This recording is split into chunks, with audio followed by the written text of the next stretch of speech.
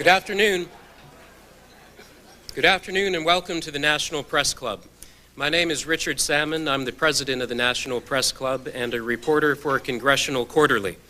I'd like to welcome club members and their guests in the audience today, as well as those of you watching this program on C-SPAN or listening to this program on National Public Radio. Before introducing our head table, I'd like to remind our members of upcoming speakers. Next week, we'll hear Ambassador Bill Richardson, U.S. Ambassador to the United Nations. He'll speak on December 9. Our last speaker scheduled for this year will be Senator Ted Kennedy on December 11, and he will be speaking about democratic priorities for 1998. Transcripts and audio files of National Press Club luncheons will be posted this afternoon at our website, which is npc.press.org. And to purchase audio and videotapes, call 1-888-343-1940. If you have any more questions for our speaker, but I've already got 1,000, please write them on the cards provided at your table and put them in your wallet and take them home. I will try to ask as many as time permits. I'd now like to introduce our head table guests and ask them to stand briefly when their names are called. Please hold your applause until all head table guests have been introduced. From your right, Eleanor Clift of Newsweek and the McLaughlin Group. Richard Stanton Jones of Phillips Publishing. Gary Clifford of People Magazine. Jennifer Maddox of Scripps Howard. Paul Mann, Aviation Week and Space Technology. Patrice Johnson, who plays Desdemona in Othello, and she is a guest of Mr. Stewart today.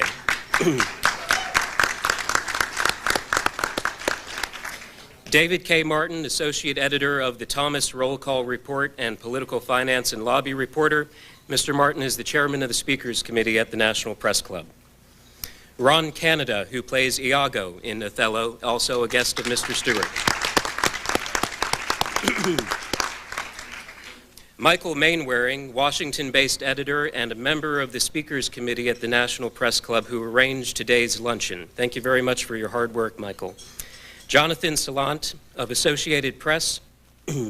Elizabeth McKinley, Washington correspondent for KMBZ Radio in Kansas City. David Evans, director of the British Council and cultural counselor at the British Embassy. And Paula Fleming, author and photo historian. Thank you all.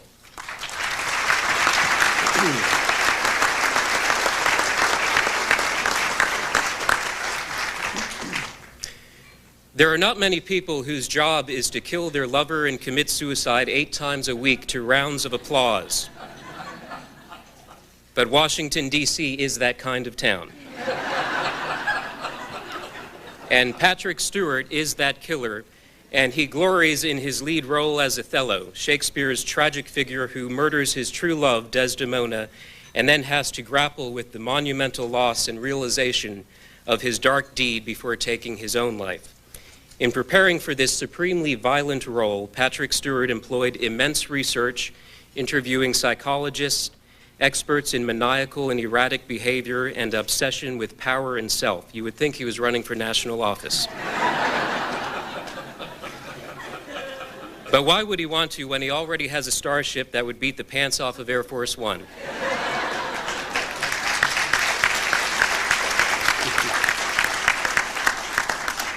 Most Americans know Patrick Stewart from Star Trek: The Next Generation, where he plays Captain Jean-Luc Picard, whose commanding intellect and calm hand has steered millions of viewers and fans through uncharted space at warp speed. Shakespeare explored uncharted space as well, as we all know, the uncharted realm of the human condition, the challenges, the twists and turns of power, passion, folly, and triumph, of light and dark, of black and white, of fate and chance. Patrick Stewart has brought all of these elements of human life to life for all of us in his work over the years as a classically trained Shakespearean actor of the highest degree. He brings age-old characters to life with new breadth and new dimension. He thrives on complexity and can leave an audience startled and struck and left thinking for days about what they had seen on the stage a few nights before. He also is intriguingly modest about himself. When I spoke with him on the phone a month ago about appearing at the National Press Club, He said he really didn't feel that he was worthy or appropriate because he was not a world leader or diplomat and he didn't have any news to tell us. I told him that Whoopi Goldberg spoke here earlier, and that seemed to put him at ease about what his task would be. Ladies and gentlemen, a leader and grand diplomat of the Shakespearean stage, Patrick Stewart.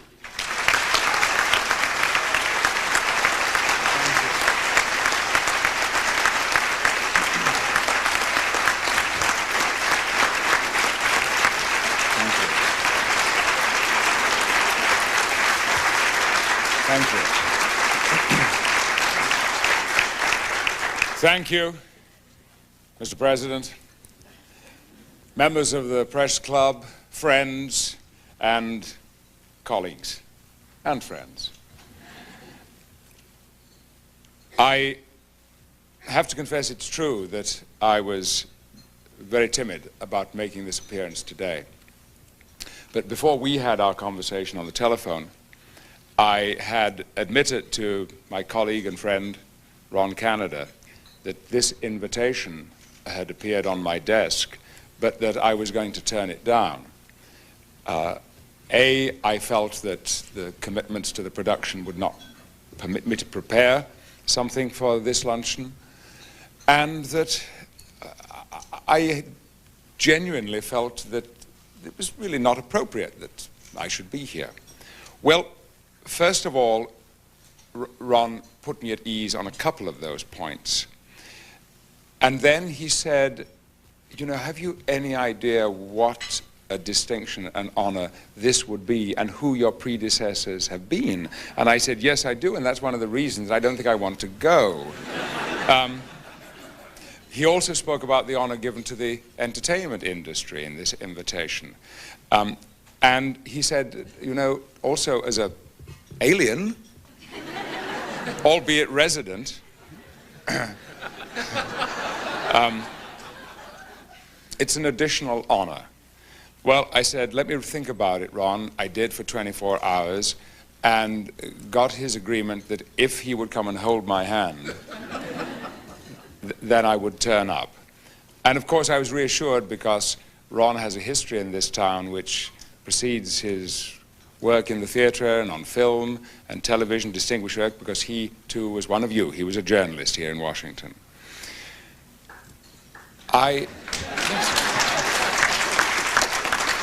Yes, we can applaud journalists as well as actors. And I will confess at this moment, then quickly move on, that that is indeed how I started my career. For approximately 20 months, I was a newspaper reporter, from the age of 15 to 16 and a half. Then I became a furniture salesman. I was marginally better as a furniture salesman than I had been as a newspaper reporter, and then I had the good sense to become an actor. But before that, around about the age of 12, I started acting. Some 18 months or 2 years later, I began going to the professional theater. But my parents wouldn't permit me to go to evening performances. I was only allowed to go to the Saturday matinee because this involved a journey of some miles to my nearest town. The matinee was about 4 o'clock in the afternoon. And when 2 or 3 hours later, I came out into that Huddersfield street, I would see a crowd of people, a line of people, queuing up to go into the same theater that I was just coming out of. But I never understood what they were going to see, because I'd just seen it. I couldn't understand what could possibly happen inside that building, because what had happened. The story had been told, the drama, the comedy had happened, and it was over. Well, it wasn't until many, many years later, when I first found myself on a Saturday doing a matinee and an evening performance, that I knew what those people were queuing to see.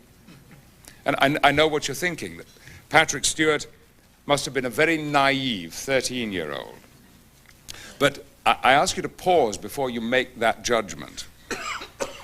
Perhaps my innocence was in fact a very complex response to what was going on. As an audience member, I had participated at the age of 13 in a quite sophisticated contract. A contract between actors and audience, which happens every time we sit down in a legitimate theatre. On the actor's part, the promise to the audience is, we will take you on a journey.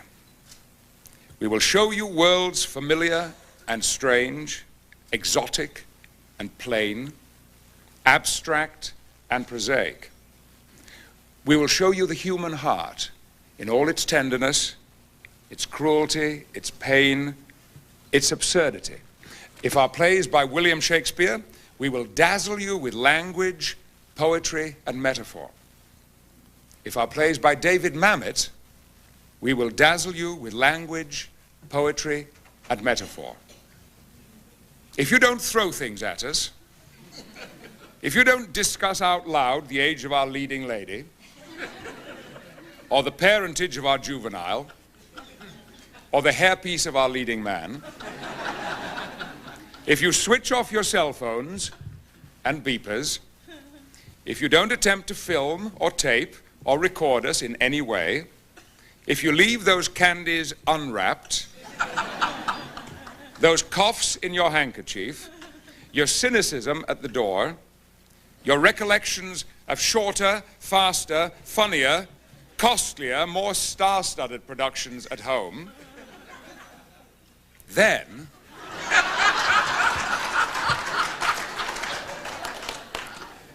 we promise you the possibility, and it can I promise you that is not a plant, and if it were, it would have been better timed. Yes, it can only be a possibility of an experience that might stay with you for life and find you 2, 3, 4 hours from now not the same person that sat down in that too hard, too cramped, too expensive seat. The audience's promise is much simpler. Don't bore us. And we promise to put the next 2, 3, 4, 5, 6 hours of our precious time into your hands. Perhaps it's wrong to call this a contract. Maybe what it really is a gamble. The turn of a card, the roll of the dice, the spin of the wheel. Because the fact is, neither party knows quite what is going to happen. And I do mean neither party, though that may surprise you, because tonight when Patrice and Ron and the rest of our company step on stage, we only know certain things. We know our lines, we know our moves, we know our exits and our entrances. We have a good idea of who we are. I mean our characters. Actors especially are not evolved enough to know who they are.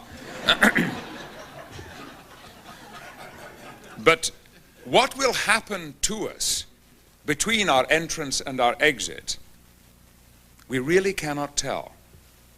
For if the production has been rehearsed properly, that is, rehearsed in such a way that when it is in front of an audience, it becomes once again unrehearsed, and the actors are good actors, that is, actors who have technique, intelligence, and courage,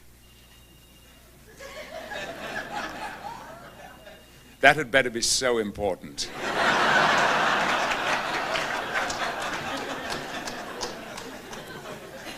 Because once is acceptable, but twice might lead to a beheading.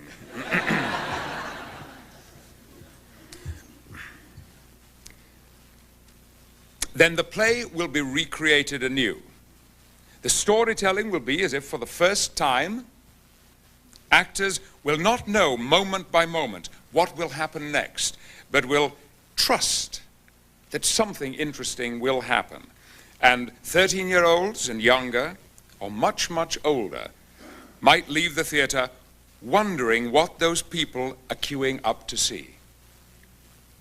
And that's something film and television for all the magic, for all the verisimilitude, cannot do. For the air that the audience breathes is the same air the actors breathe. It's the same time of day for all of us. We all heard the same news, experienced the same temperatures on the way to the theater, and will go to sleep at roughly the same time.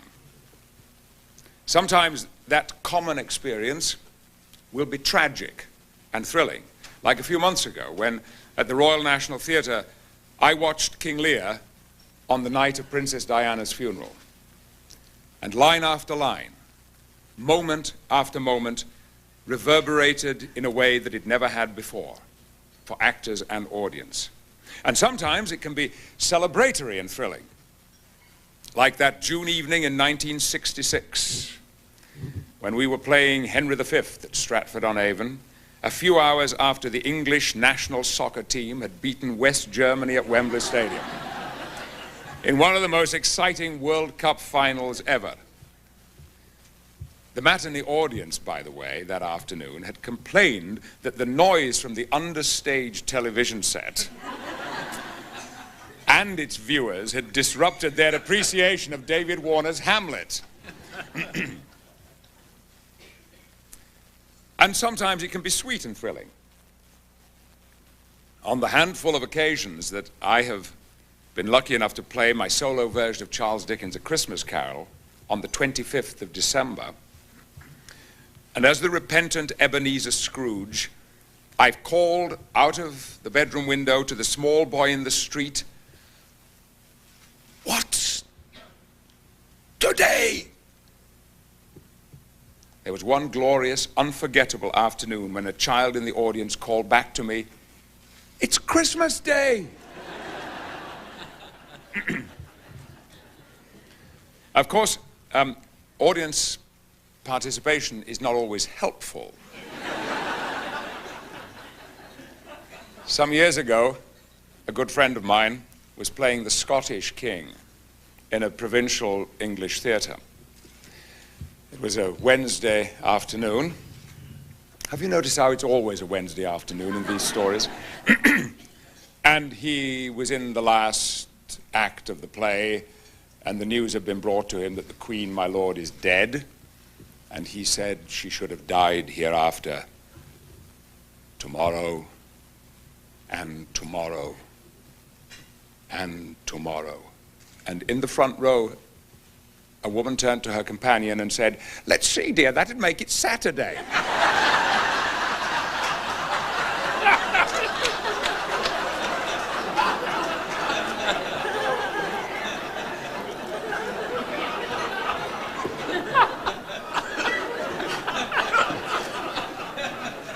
Ron, I'll take your advice. As we lost our lights then, should I retell that story once more? I'd hate to be in the dark for that one, especially as it went better than I'd expected. And of course, some of those hiccups can be on stage. The other night we were discussing those horrible moments when what we're going to say doesn't quite come out right. I think we had a little experience of that yesterday, didn't we? For instance, I once played what I think is the unactable role of Duke Senior in As You Like It. And there is a line in the middle of a speech when he is, because he's living in the forest with his men, when he is talking about the civilized life they once led, and the line is, "And have with holy bell been knolled to church." And one evening the line came out, "And have with holy knell been bowled to church." There's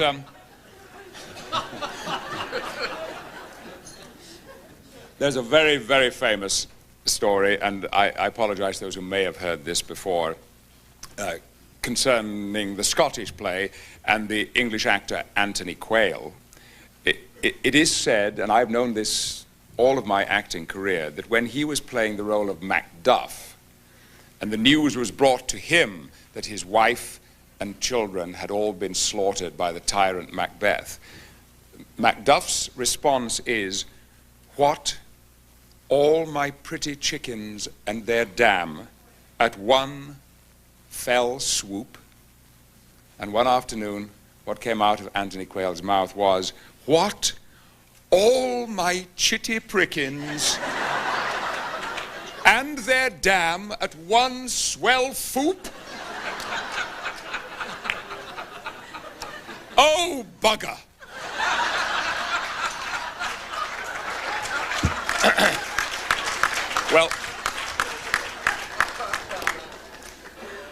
Well, I tell you, any actor, at least of my generation, who takes on the role of Macduff is often to be found begging his director that those lines should be cut because they all know the terrible trench that lies ahead of them.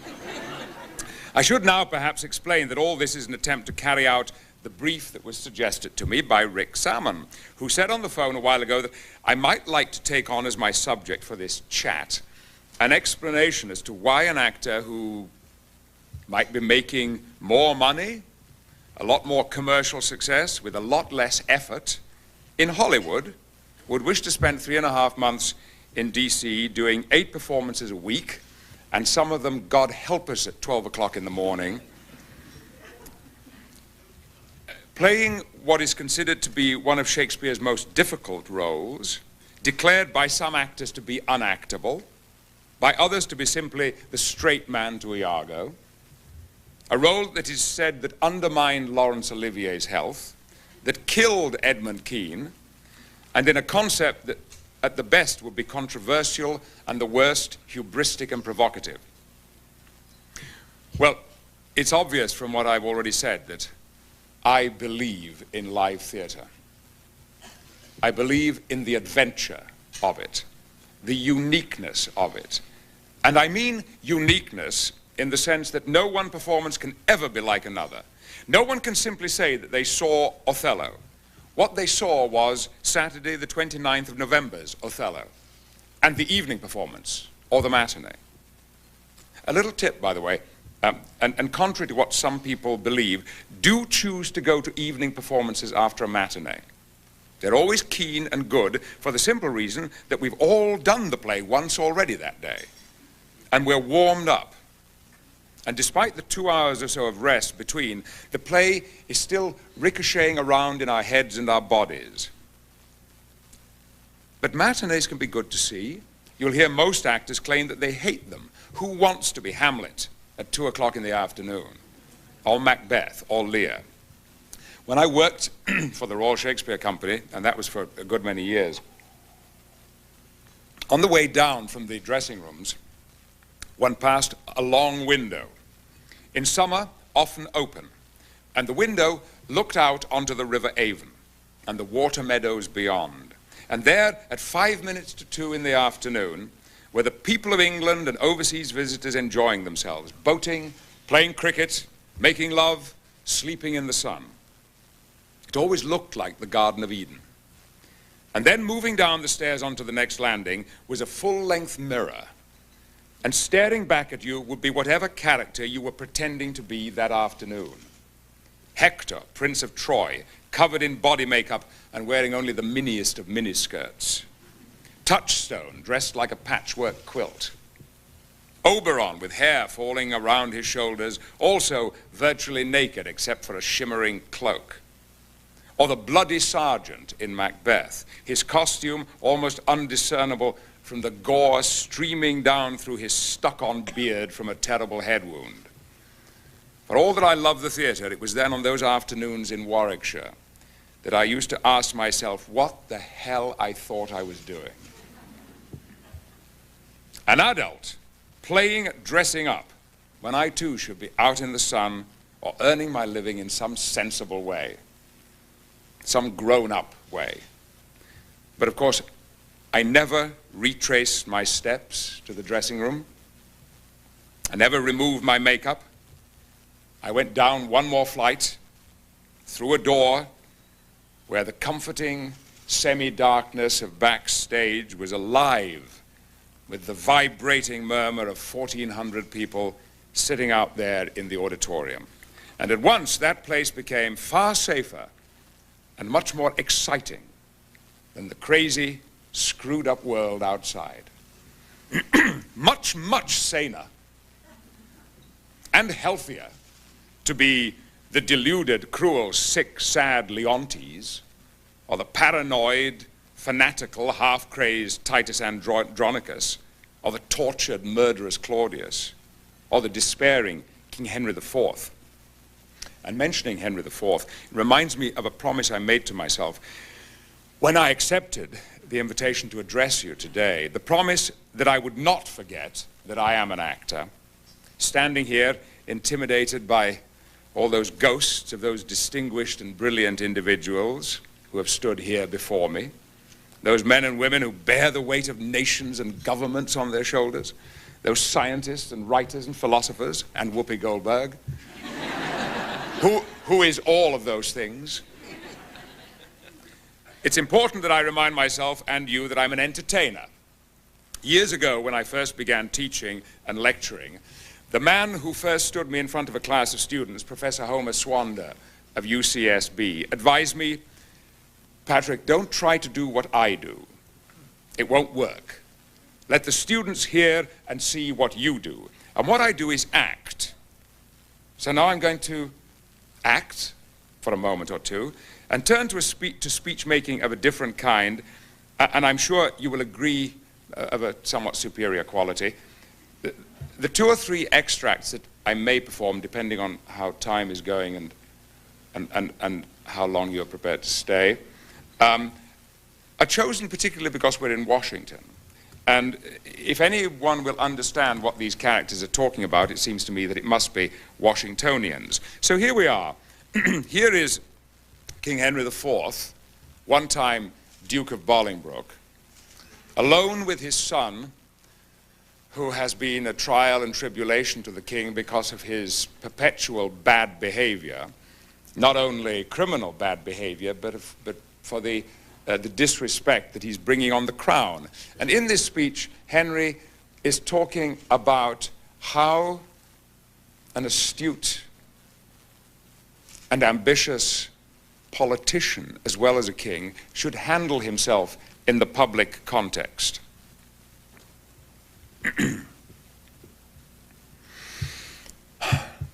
I know not whether God will have it so for some displeasing service I have done, that in his secret doom, out of my blood he'll breed revengement and a scourge for me.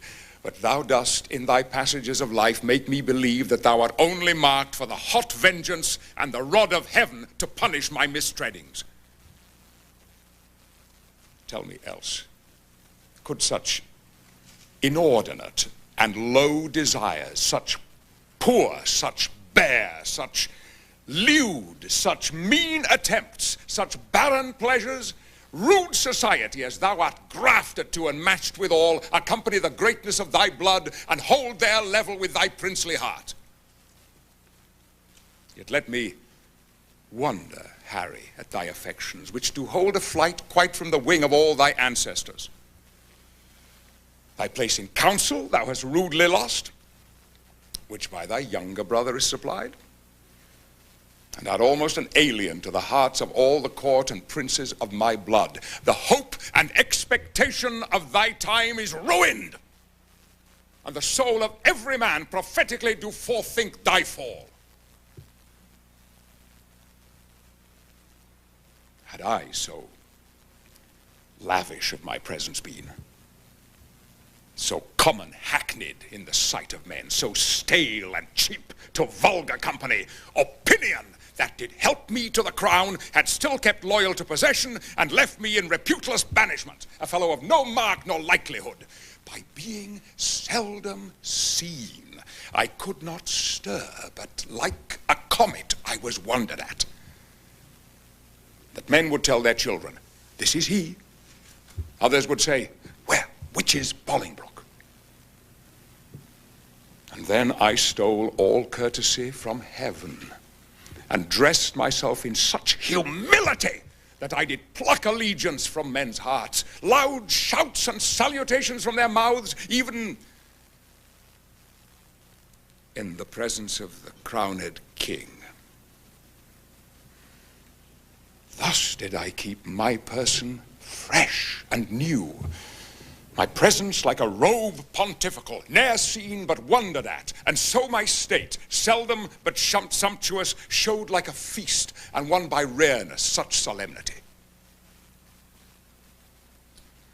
The skipping king, he ambled up and down with shallow jesters and rash baving wits, soon kindled and soon burnt, carded his state, mingled his royalty with capering fools, grew a companion to the common streets, and fiefed himself to popularity, that being daily swallowed by men's eyes, they surfeited with honey and began to loathe the taste of sweetness, whereof a little more than a little is by much too much. So, when he had occasion to be seen,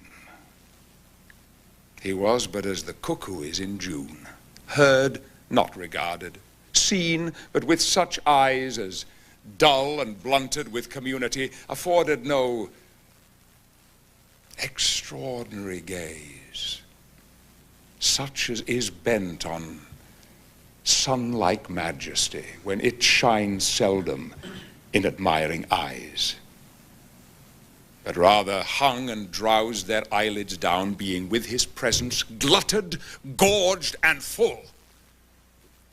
And in that very line, Harry, standest thou, for thou hast lost thy princely privilege with vile participation.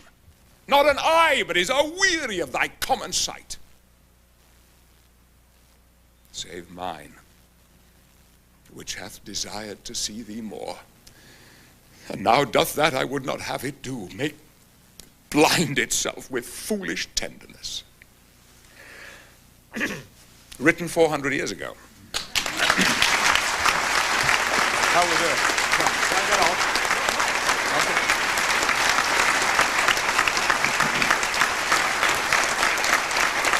Thank you.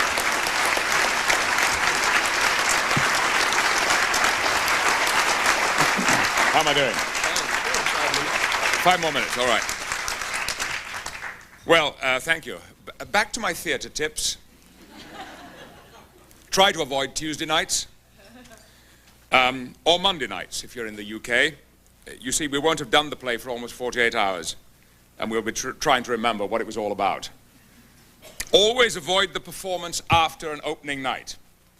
The cast is invariably exhausted, or hungover, or depressed by bad reviews, or out of control with good ones. But it's mostly the anticlimax of a post-opening night that can truly blight a performance. Do go to midweek performances. Ron and I agree that they're the smartest audiences that go midweek, as they go to see the play and not for a social event. Some actors would argue that Friday night is the best audience night. For most, the working week is over, and the relief and excitement of the weekend lie ahead, and therefore the audience is in the best possible mood. Certainly it's good for comedy. Beware, however, of Saturday night. Yes, it ought to be the highlight of the week, but it so rarely is. Expectations are always so high that it's always going to be a disappointment. Do consider Sundays, however. You see, by then most people know that the weekend has yet again been a letdown.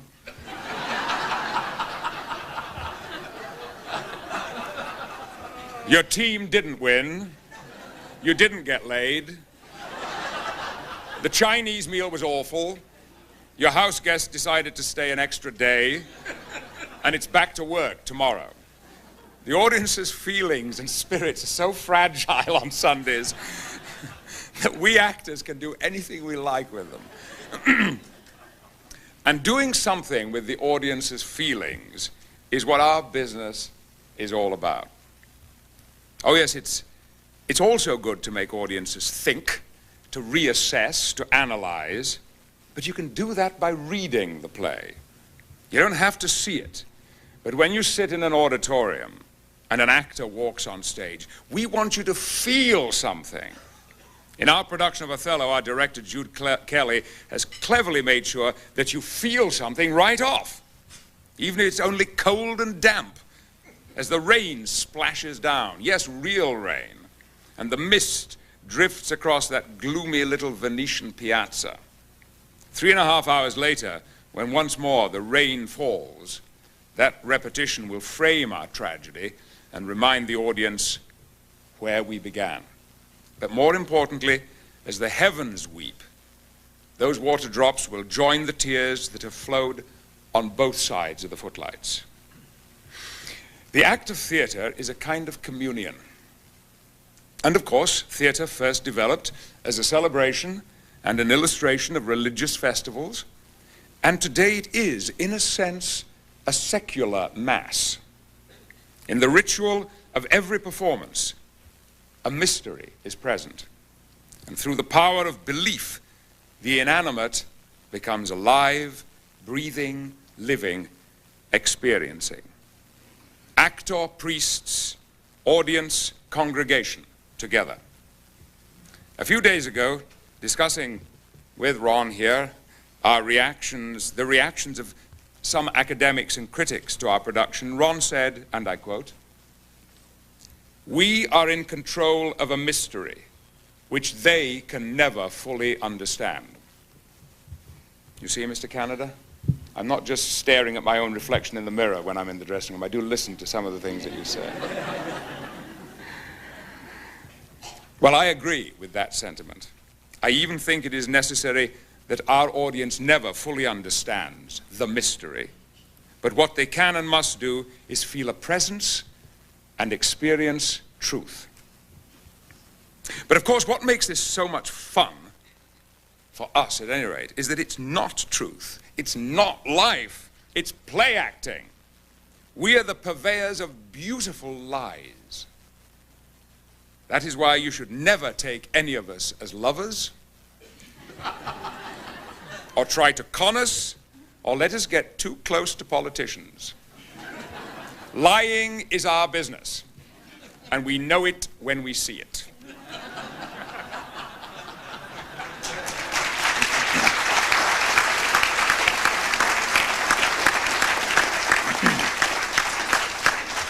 Some years ago at a family dinner party, I was expounding this theory when one of my brothers brushed aside my claims, he's not an actor, and said he could always see through any acting. 15 minutes later, when I began to choke and gag, letting fall my knife and fork, knocking over my chair, falling to my knees, red in the face and gasping for air, my brother had forgotten all about our conversation as he tried to perform the Heimlich maneuver on me. That is, until I instantly regained my composure and, giggling in his face, said, "Gotcha." He was so angry and embarrassed and frightened, I thought he was going to tear my head off. But the point was made. Right there in my brother's dining room, there had been a piece of theater. For any actor, live theater has to be the ultimate reality check. In a professional sense, of course, that is. In film and television, everything can be cheated, adjusted, reshot, looped, matted, enhanced, and revoiced. Already we witness film technology so advanced that we performers can be digitally replaced or newly created. We are hurtling towards redundancy. After all, why would producers want to mess with us? Our egos, our temperaments, our salaries. And when what we can do can be brought to life with a couple of computers and a technician. Recently, while filming Moby Dick in Australia, I watched a CGI operator make Moby breach from the waves where there was not only no whale, there were no waves. I doubt if that will happen in the theater in my lifetime. It is too expensive and the returns are too small. So, God willing, Patrice and Ron and I will still, from time to time, come back to the live theater where we can get our fix of what, after all, this amounts to, which is communication. Communication between people where we are all in the same moment at the same time. And finally, and most fortuitously, I want to read you 2 sentences from a letter which we received at the theater yesterday and was pinned up on our notice board because it touches most of the things I've been talking about. This writer says, referring to the production of Othello she had seen, "You reached deep inside me and forced me to experience many intense emotions. I knew the happiness of new love and the agony and despair of betrayal. I trembled in fear and wanted to cry out for justice. When in the end the rain fell upon 3 shrouded bodies, I was drained of life. I had been taken from a soaring height to a deep abyss. You invited me for a short while to join you on an extraordinary pilgrimage. Thank you.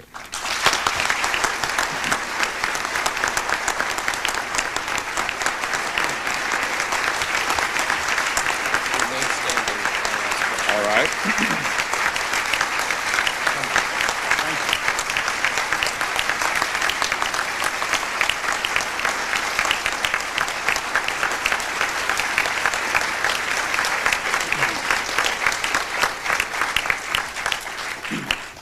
Thank you, Patrick Stewart, performing in Othello in Washington to sold-out crowds through its entire run. First question about Othello, sir. Your version of Othello has been characterized in one review as a photo negative of the original because Othello is normally played by a black man or one dressed as black while all other characters are white. While you play Othello as a white man, you deliberately chose not to change some of the original lines. One of the lines in Shakespeare's play about Othello says, quote, "While he is black, he is fair," unquote. Another line refers to Othello's, quote, "sooty breast," unquote. Why did you keep these original lines, and did you find that there was a whole new dimension in their meaning by retaining them in your version of the play? Thank you. I hope there was a new dimension, because that is indeed one of the reasons why we have retained all references to color and race in the play. One or two other things have been changed, and of course the play is quite extensively cut because it's very long. When I first met with Jude Kelly, the director in England, she put it to me that we should indeed change all references to color and race, black for white and so forth, and rewrite bits of text that referred, as they do in the racist way, to thick lips and sooty bosom and so forth. I argued that if we did that, not only did I think it might make what we're doing somewhat laughable, which curiously I have found retaining the language has not done. I do and will for the rest of the run take a significant pause after the line, I say, "Haply, for I am black." Because I want to give the audience an opportunity to let me know perhaps what they think about that. As far as I'm aware, there has only been one performance when there was one single giggle at that. For the rest of the time, the audience has remained entirely focused and concentrated. As you may know, Jude Kelly just inherited this concept from me because I'd wanted to play this role for over 40 years. Everything else that you see on stage is entirely due to her. And it's not just a gimmick, because I hoped that in the way in which we have recently seen in England, King Lear played by a woman, apparently brilliantly and very successfully, that by assuming this technique of what Jude has called the photo negative, it will make us think perhaps in a fresh way about this play, which of course is not only about race, it's about many other things as well. But because we are theatergoers, Shakespeareans, familiar and accustomed to the prejudices that exist in Othello, by turning it around like this, I hoped that it might not only help us to reassess our feelings and attitudes towards race, but also it would put prejudice into a different kind of context and not attach it exclusively to one color of skin. Othello is set in the modern age with military fatigues and modern props, yet the dialogue is the original Old English. Do you ever find it anachronistic and a bit forced to use the original script in a modern setting? And not just for Othello, but you've been in so many plays, and some have been modern appeals, and some of them have been original settings. Do you find that it is more difficult as an actor to use the Old English in a modern setting? Great question. maybe the illustration here of Henry IV is in itself an answer to that question. Again and again, we say to ourselves, isn't this brilliant? Isn't this amazing? It's so spontaneous, it's so real, it's so free. It almost could have come out of a film script that's just landed on our doormat or come by special messenger. There's a line, I'm a collector of great simple lines in Shakespeare. Lines like Lear's, I pray you undo this button, and Ophelia's, I hope all will be well. Lines which always move me profoundly in the production, and even when I think of them, well, Patrice has one of them. She says to Othello, at the very moment that their lives are about to topple into chaos and savagery and brutality and death, she says to Othello, I'm sorry you're not well. What is archaic, I wonder, about that? It is an expression we use exactly in that way today, and it always moves me very deeply at that moment because it could not possibly be a greater understatement of what the situation really is. I had one other thing that I wanted to say about this thing of Shakespeare and modernity, but it escapes me, so maybe it'll come back to me later. There have been legendary Shakespearean actors who were never able to return to the stage after going to Hollywood. They simply never got booked again by the theater. You, however, have moved with ease between these two worlds of entertainment. To what do you attribute your ability to do this where others have been unable? And does it say anything about how theater audiences and theater directors may have evolved or become less stuffy and insistent about who has the lead roles? Would you just read that last phrase again, because I'm not quite sure I followed it. What do you attribute your ability to move easily between Hollywood and the stage where others have had difficulty? And does this say anything about how theater audiences and theater directors may have evolved or become less stuffy and insistent about who has the lead roles on the theater? I get it. In my case, it's very simple because I can't help it. I have to do what we are currently doing. I have to do it. I have set myself a target that no more than 18 months and at the outside, at the absolute outside, 2 years will pass without my being on stage in a stage production, a full-scale stage production. And certainly once every 3 years, it's got to be Shakespeare. It's simply because that was my life for 20 years, and nothing, and meaning no offense to any fans of a certain television show that might be here, nothing in my life has given me the satisfaction that acting on stage gives me, and particularly acting Shakespeare. And what I find is that now I'm in a blessed situation where the work that I do on stage, because my next job after this will be Star Trek IX, the movie. I know that what I experience in that film will be enhanced and affected by what we've been doing here with Othello in Washington, and it also works in reverse. We joke about my having become an American actor. An American actor in the sense, and it's true too, but this is probably for another time and another place, but I was ready to live and work in this country. Everything about my instincts, which were changing, had been changing for several years in England, were making me ready to work here in the United States and with American actors and directors. And to that extent, my belief in spontaneity, of being in the moment, of making truthfulness the absolute priority of what I do, of leaving myself open and free for anything that will happen at any time, has more dramatically affected my work than anything else at any other stage in my career. And I find that this approach, this technique, sits as happily as it does in front of a movie camera or in front of an audience of 500 people. You're at a stage in your career where you can pick and choose the roles you want to play. But I do have a question for you. In the earlier part of your career, before it was as prominent, have you ever auditioned for a part that you didn't get, only to agree to take a lesser role in the same play, and then discovered a richness and complexity in that smaller role that you had not expected and that has stayed with you? I don't think, excuse me, I don't think the last thing has ever happened. I did once reluctantly accept a role which came as part of a package with 2 other roles. I was to play Henry IV and Titus Andronicus, and the company wanted me to play Leontes in The Winter's Tale. I actively did not want to play it, but I was talked into it.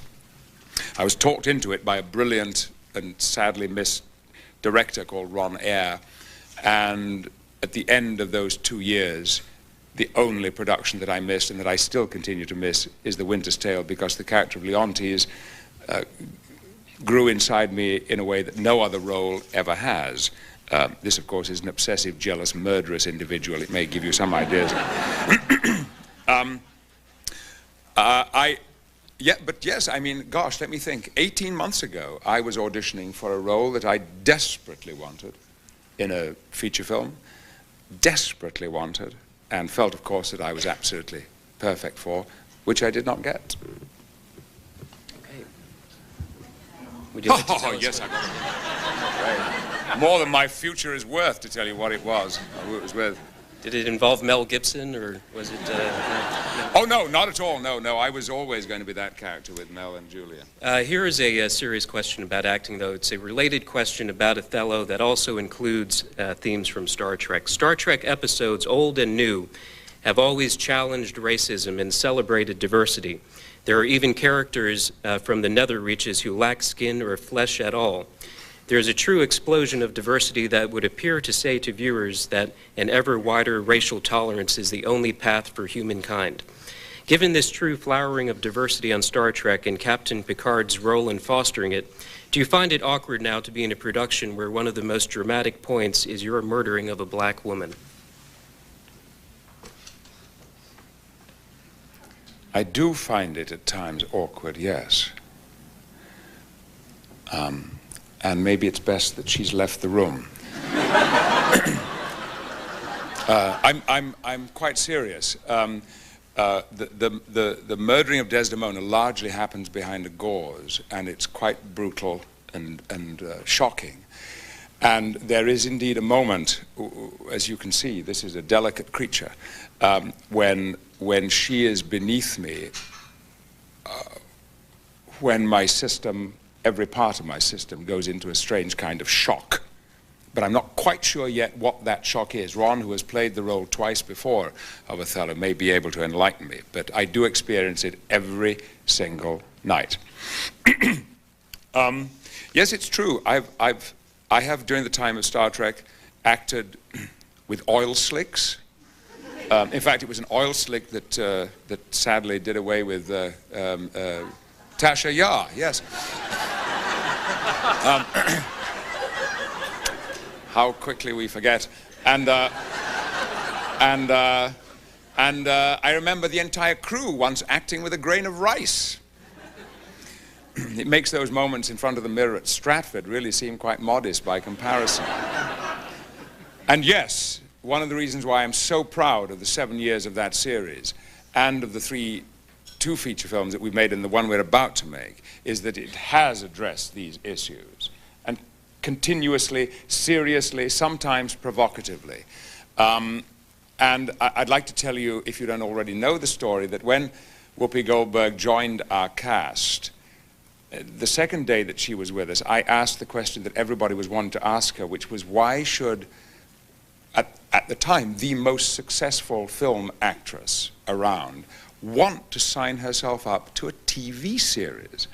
And Whoopi told me that when she was a child growing up in New York, she watched the original series, and there was a black woman officer on the bridge of the Enterprise, Uhuru, and Whoopi would watch what she did, how she was respected, how she was attractive, how she was independent, and she would say to herself, well, one of us made it.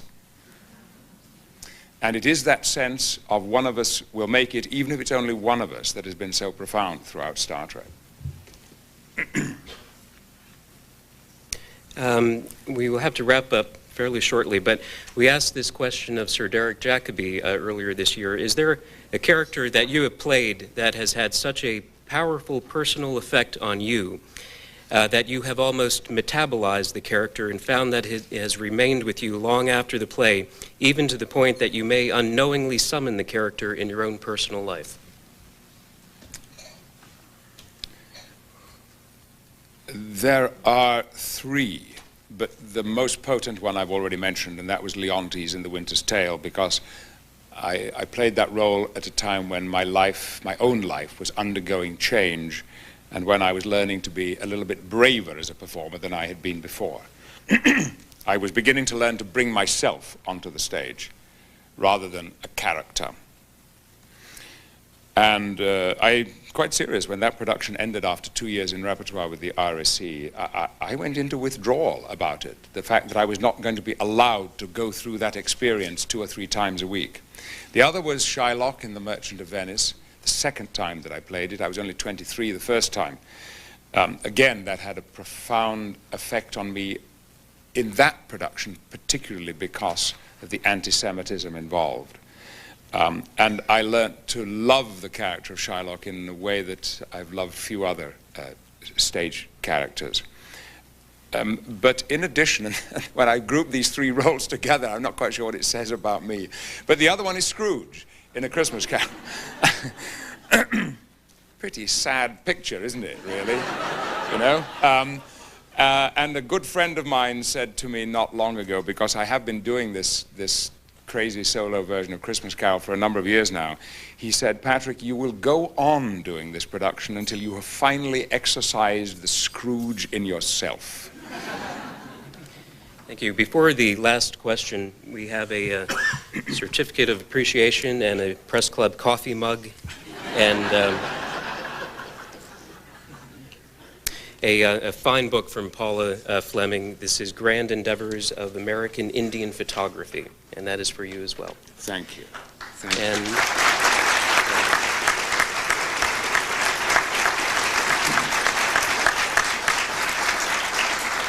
And we have one Star Trek question, though, just from a purely logical point of view. Why is it that a captain whose name is Jean-Luc Picard have a perfect English accent? Question I'm very happy to address. Make yourselves comfortable, because we may be here for some time. Well, yes, indeed. I will confess that when we were rehearsing the pilot episode, we experimented in a number of ways. Gene Roddenberry, God rest his soul, would not change the name. There are a number of associations of that name, but one of them very specifically to do with the French underwater explorer Picard, who developed the bathysphere. And so there was one wild afternoon when I actually rehearsed with a French accent. But as it sounded something like Peter Sellers in Pink Panther, we very quickly dropped it. My justification for that is that the good captain is so brilliant, an exceptional a man, albeit he is French.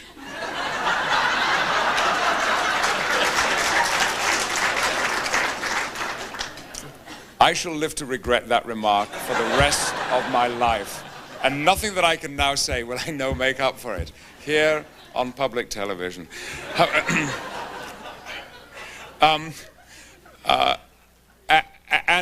So brilliant, so distinguished, that he can speak English, although it is a second language, as a native.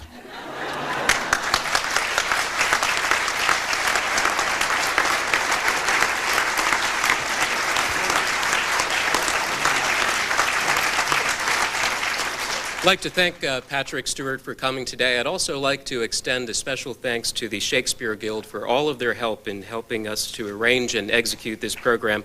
I'd like to thank National Press Club staff members Kate Goggin, Joanne Booz, Pat Nelson, Melanie Abdow-Dermott, and Howard Rothman for helping with today's lunch. And also, at a special request, we would ask you to remain seated for a few moments while Mr. Stewart is escorted out on a very tight schedule today. Thank you very much.